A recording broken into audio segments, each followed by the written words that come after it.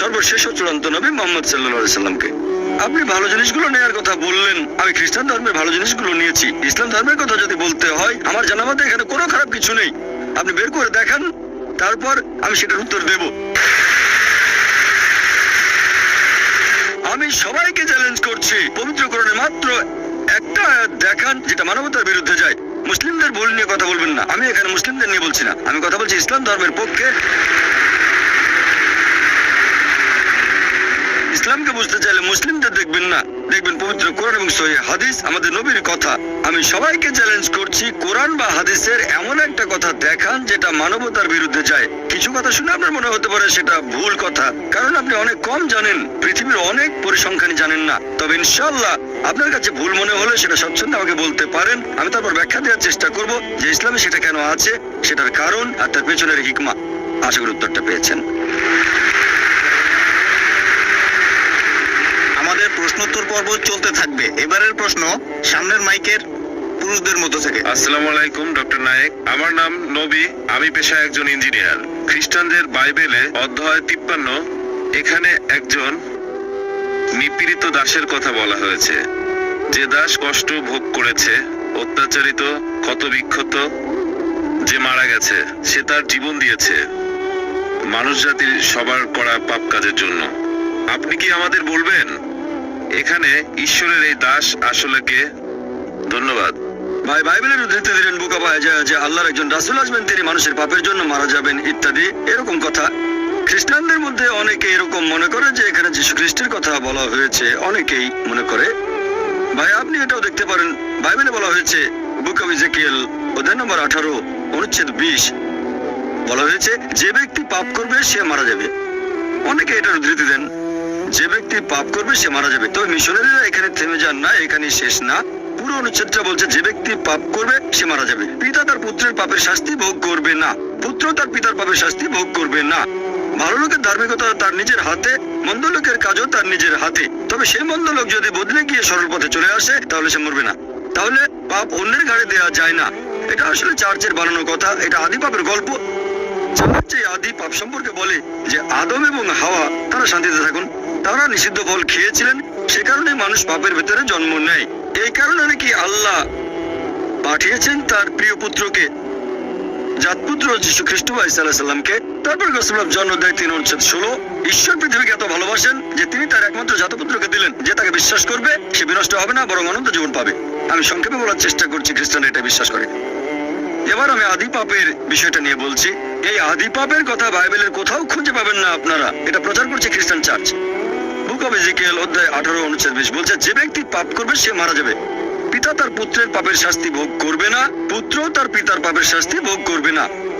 মন্দ লোকের মন্দ কাজ তার সাথে, ভালো লোকের ধার্মিকতা তার নিজের হাতে। তবে সে মন্দ লোক যদি বদলে গিয়ে সরল পথে চলে আসে সে তাহলে মরবে না। তাহলে এটার ভিত্তিতে ইজেকিয়েল অধ্যায় 18 অনুচ্ছেদ 20 এটা আদি পাপের যুক্তিকে খণ্ডন করে, যেটা প্রচার করে থাকে চার্চ। পবিত্র কোরআনে বলছে একজন মানুষ অন্য আরেকজনের পাপের শাস্তি ভোগ করবে না, অন্য কেউ শাস্তি পাবে না। পাপের দায়ভার হস্তান্তর করা যায় না। হাওয়া আদমকে নিষিদ্ধ ফল খেতে প্ররোচিত করেছিলেন, আদম নিষিদ্ধ ফল খেলেন, তারা দুজনে শান্তিতে থাকুন। আদম আলাইহিস সালামকে আমাকে জিজ্ঞেস করেছিলেন সেই ফল খাবার আগে, জিজ্ঞেস করেছিলেন না? তাহলে আমি দায়ী হব কেন? আমাকে জিজ্ঞেস করলে যদি সম্মতি দিতাম তাহলে আমাকে পাকড়াও করতে পারতেন। এখন আদম আলাইহিস সালাম নিষিদ্ধ ফল খাওয়ার আগে আমাকে জিজ্ঞেস করেননি, তাহলে আমাকে দায়ী করা হবে কেন? আল্লাহ এরকম অবিচার করবেন কিভাবে? আল্লাহ পবিত্র কোরআনে বলেছেন সূরা নিসা অধ্যায় 4 আয়াত নম্বর 40, আল্লাহ সুবহানাহু ওয়া তাআলা তার বান্দার উপর অনুপরিমাণে জুলুম করেন না, পাপ অন্যের উপর দেওয়া যায় না। এখন আপনি হয়তো বলবেন এখানে যীশু খ্রিস্টের কথা বলা হয়েছে, এটা পুরোপুরি ভুল। আর যীশু খ্রিস্টের সম্পর্কে খ্রিস্টানদের চার্চ এরকম প্রচার করে যে ঈশ্বর পৃথিবীকে এত ভালোবাসেন যে তার একমাত্র জাতপুত্রকে দিলেন। আপনারা যদি বাইবেল ভালো করে পড়েন তাহলে বাইবেলে ঈশ্বরের অনেক পুত্রের কথাই আছে। বলা হয়েছে ইব্রাহিম ছিলেন ঈশ্বরের পুত্র, ইফরাম ছিলেন ঈশ্বরের পুত্র, আইজা ঈশ্বরের পুত্র। যেসব মানুষ ঈশ্বরের বাণী প্রচার করতে এসেছেন তারা হলেন ঈশ্বরের পুত্র। বাইবেলে ঈশ্বরের অনেক পুত্র আছে, তবে খ্রিস্টানরা বলে যে না না, যীশু খ্রিস্ট একেবারে সাধারণ কোনো পুত্র নন, তিনি হলেন জাতপুত্র। গসপেল অফ জন অধ্যায় 3 অনুচ্ছেদ 16, ঈশ্বর পৃথিবীকে এত ভালোবাসেন যে তিনি তার একমাত্র জাতপুত্রকে দিলেন, যে তাকে বিশ্বাস করবে সে বিনষ্ট হবে না, বরং অনন্ত জীবন পাবে। যদি ভালো করে দেখেন যে এই শব্দটা জাতপুত্র, খ্রিস্টান ধর্মের বেশ কিছু বিশেষজ্ঞের মতে বাইবেলের রিভাইজ স্ট্যান্ডার্ড ভার্সন, যেটা রিভাইজ করেছেন খ্রিস্টান ধর্মের কয়েকজন উচ্চপদস্থ ধর্মীয় নেতা, সমর্থন করেছে খ্রিস্টানদের 50টা ছোট বড় দল। এই খ্রিস্টান বিশেষজ্ঞরা বলেন যে এই জাত শব্দটা পরে ঢুকানো হয়েছে, বিকৃত করা হয়েছে, বানিয়ে বলা হয়েছে, শব্দটা বাইবেল থেকে বাদ দেওয়া হয়েছে। বাইবেলের রিভাইজড স্ট্যান্ডার্ড ভার্সনে এই জাত শব্দটা সেখানে পাবেন না। তাই আমরা বিশ্বাস করি পুত্র বলতে যদি ন্যায়নিষ্ঠ বোঝানো হয় তাহলে যীশু খ্রিস্ট বা ঈসা আলাইহিস সালাম অবশ্যই ঈশ্বরের পুত্র ছিলেন। তিনি ছিলেন খুবই ন্যায়নিষ্ঠ, তবে তিনি আল্লাহর জাত পুত্র নন।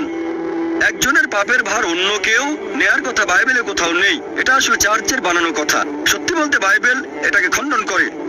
এখন আপনি এখানে যা বলতে চাচ্ছেন যে আইজার এই কথাগুলো যিশুর কথা বলছে, হ্যাঁ, নবী রাসূলগণ এসেছেন, তাদের বেশিরভাগই কষ্ট পেয়েছেন, হোক তিনি মুসা আলাইহিস সালাম অথবা ঈসা আলাইহিস সালাম অথবা সর্বশেষ ও চূড়ান্ত নবী মুহাম্মদ সাল্লাল্লাহু আলাইহি সাল্লাম। সকল নবী রাসূলই কষ্ট পেয়েছেন। নবীর একটা হাদিস আছে, মানুষের মধ্যে সবচেয়ে বেশি পরীক্ষা করা হয়েছে আল্লাহর নবী রাসূলগণকে। পরীক্ষা যত বেশি কঠিন, পুরস্কার তত বেশি বড়। আল্লাহর নবী রাসূলগণই কষ্ট করেছেন। তবে যদি বলেন নবী রাসূলগণ অন্য মানুষের পাপের শাস্তি পেয়েছেন, এটা বাইবেলের কোথাও পাবেন না, এ কথা চার্চ প্রচার করে। এটা আসলে বাইবেলের বিরুদ্ধে, কোরআনের বিরুদ্ধে। আশা করি উত্তরটা পেয়েছেন। হ্যাঁ বোন। আমি এলিয়ানা, অমুসলিম, পেশায় একজন শিক্ষক।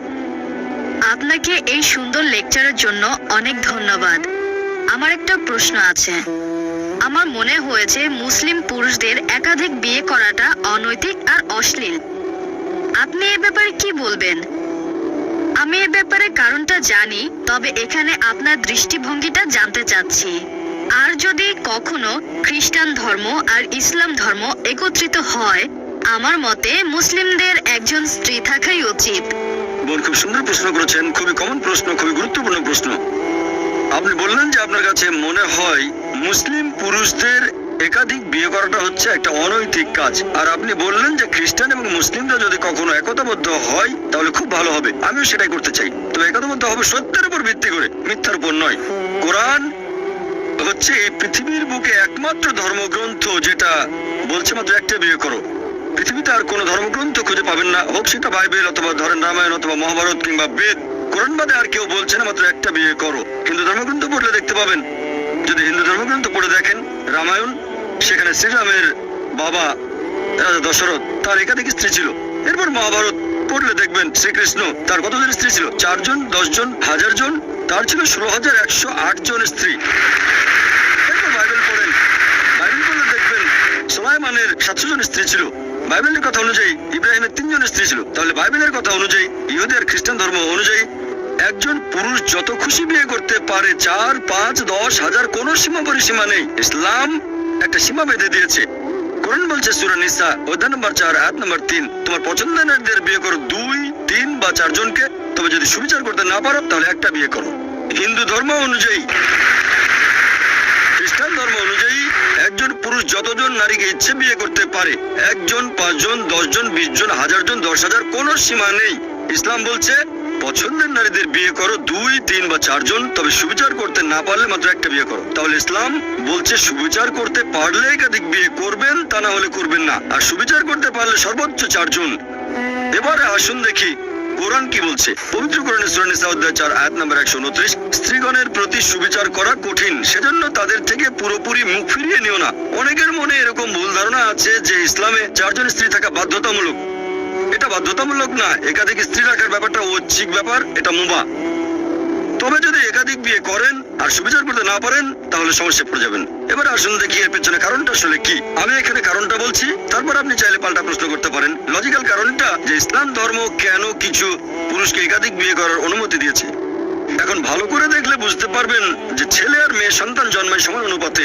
তবে শিশু বিশেষজ্ঞদের জিজ্ঞেস করে জানতে পারবেন, শিশুদের রোগের উপর যারা বিশেষজ্ঞ তারা এটা বলবেন যে মেয়ে শিশুরা ছেলে শিশুর চেয়ে রোগ জীবাণুকে ভালোভাবে প্রতিরোধ করতে পারে। তাই শিশুকালে মেয়েদের তুলনায় বেশি ছেলে শিশু মারা যায়। তারপর সময় বয়ে যায়, মানুষ মারা যায় ধূমপানের কারণে, তারপর মারা যায় বিভিন্ন রকম অসুখ বিসুখে, মারা যায় মদপানের কারণে, মারা যায় যুদ্ধে, অ্যাক্সিডেন্টেও মারা যায়। এসব জায়গায় তো মহিলাদের চেয়ে বেশি পুরুষ মারা যায়। যদি এখনকার দিনের পৃথিবীর দিকে তাকান, পৃথিবীতে এখন মহিলাদের সংখ্যা পুরুষদের চেয়ে অনেক বেশি, পুরুষের তুলনায় মহিলার সংখ্যা বেশি। তৃতীয় বিশ্বের কিছু দেশ এটার ব্যতিক্রম, যেমন আমার নিজের দেশ ভারত, সেখানে মহিলাদের সংখ্যা পুরুষদের চেয়ে কম। এটার প্রধান কারণ হলো মেয়ে ভ্রূণ হত্যা করা আর মেয়ে শিশু হত্যা করা। যদি মেয়ে ভ্রূণ আর মেয়ে শিশু হত্যা করার মতো অশুভ কাজটা বন্ধ করা হয় তাহলে ভারতেও একসময় মহিলার সংখ্যা অনেক বেশি হয়ে যাবে পুরুষের তুলনায়। এখনকার পরিসংখ্যান অনুযায়ী শুধু নিউ ইয়র্কে পুরুষের তুলনায় মহিলার সংখ্যা বেশি প্রায় 10 লক্ষ। শুধুমাত্র আমেরিকাতে পুরুষের তুলনায় মহিলাদের সংখ্যা বেশি 78 লক্ষ। শুধু জার্মানিতে পুরুষের চেয়ে মহিলা বেশি 50 লক্ষ। শুধু যুক্তরাজ্যে পুরুষের তুলনায় মহিলা বেশি 40 লাখ। শুধু রাশিয়ায় পুরুষের চেয়ে মহিলা বেশি 90 লাখ। আর এটা আল্লাহ শুধু